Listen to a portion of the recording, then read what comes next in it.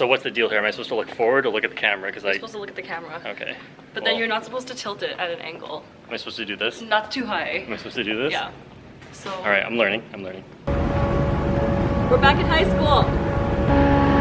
So they just put a truck in front of the school. This never happens. Don't they know we're filming today? This is where we ate lunch. And this is the cafeteria and the 1 a.m. These were our lockers. And here are the stairs we walk down every day. Ooh.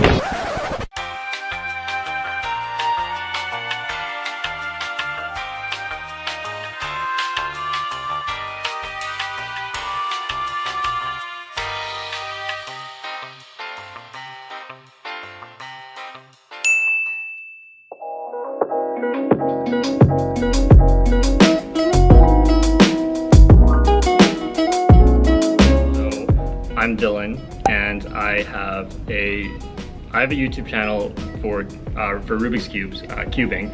I make tutorials there, and I've also done some animations about my life if you want to go check that out. Maybe learn a thing or two.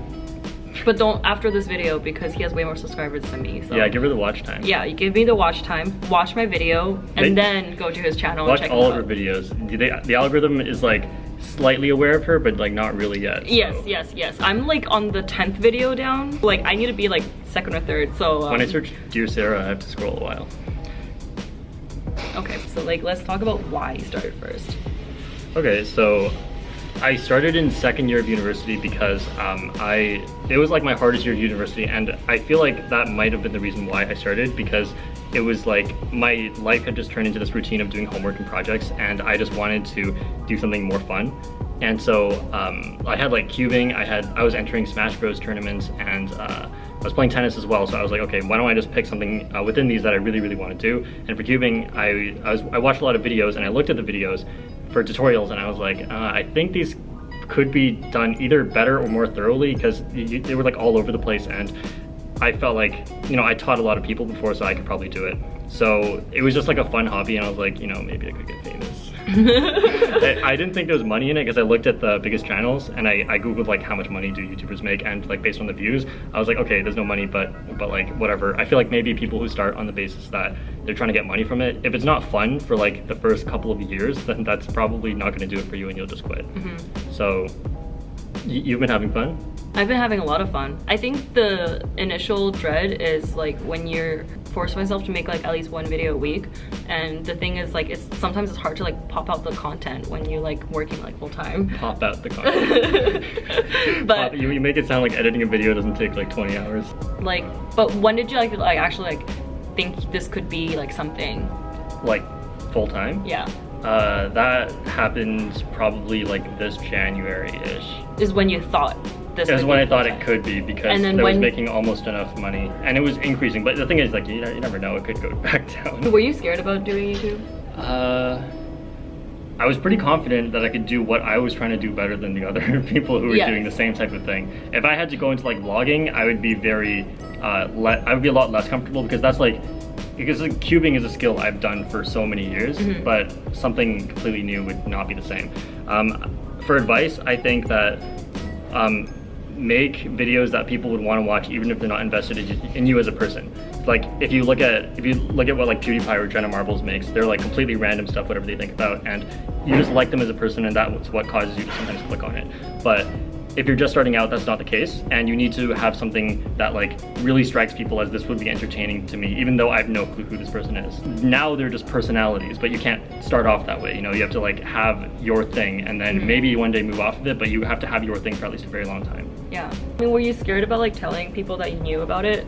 I didn't want people to know in the beginning, because like it's sort of embarrassing. It's like I'm putting myself out there, and in the beginning it's like it's not amounting to much, and it's like I'm using a lot of my time on it. And also I didn't feel like I needed to tell anyone until one day my mom was like, hey, you're not doing anything with your life. I was like, okay, fine, I'll tell you.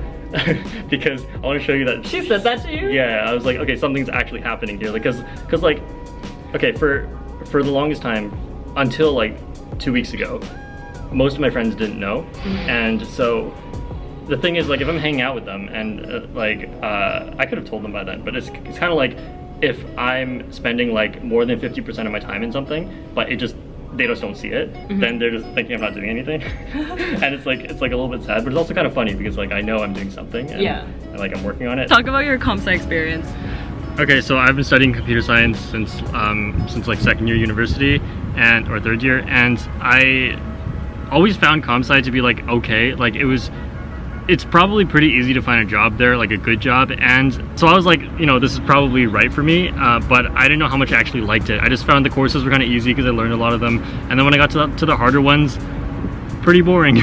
So I was thinking I could get like a comp sci job, like I could be a programmer or like software developer somewhere, but then for some reason, like I usually for some reason just like unreasonably trust what I want and don't want to do, and I just didn't really want to do that. So I was thinking about what I could do after, and I was thinking about what I would actually enjoy, and I didn't think I would really enjoy like a programming job because the hours would be so much and I have to do so much, and like if I was going to spend more than 50% of my life on something, I wanted to have either a way to not spend so much time on it. So for example, being like a teacher or professor, because I like teaching and they have a lot of time off, so I was like I could do whatever I want in that time.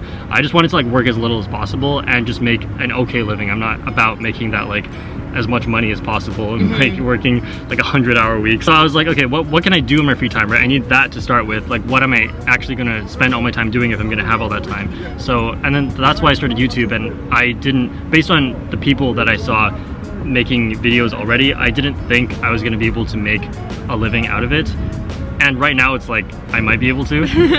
But I do think that it's really important to find what you want to do, and there's always a lot of pressure from parents and other people who are successful to like go do something that's going to make you as much money as possible. You know, maybe I just need to make just enough money, and as long as I enjoy what I'm doing, like who cares if I have like a huge amount of money in my bank or not at the end of like a few decades. Like eventually I'm gonna die, and when you're old, all you want to do is be young. Yeah, exactly. So make the most of when you're young. The idea was told to me by this guy on YouTube called Robert Miles, who does like stuff about robots, and he said it has to do with like artificial intelligence, and he says that there's like instrumental goals and terminal goals. So a terminal goal is just what you want at the end of the day, and there's no reason why you want it. Like for example, if you just want a cube, there's no reason why you necessarily want that. But if I were to give you, like no matter what you want, if I give you $1,000, you'd say that's great, right? I know you probably want $1,000 because money is good for everyone because it's an instrumental goal, which means it helps you reach your terminal goals somehow. It's not what you want, but it will help you get what you want. So I think like one thing is parents and a lot of people will pressure you to just go for money because you can't go wrong, right? But then if like that's a healthy mindset to have if you're moderate about it. But if all you do at the end of the day is get money, then you're just achieving an instrumental goal and not like what you actually want. And if you don't know what you want, I guess it's fine to go for money for now. But I think it's important to try to find what you want, otherwise one day you'll be a lot older than you are now and wondering like where the years went. It was like your life motto when back in high school. I'd rather regret something I did do than something I didn't do. Go support me on Patreon.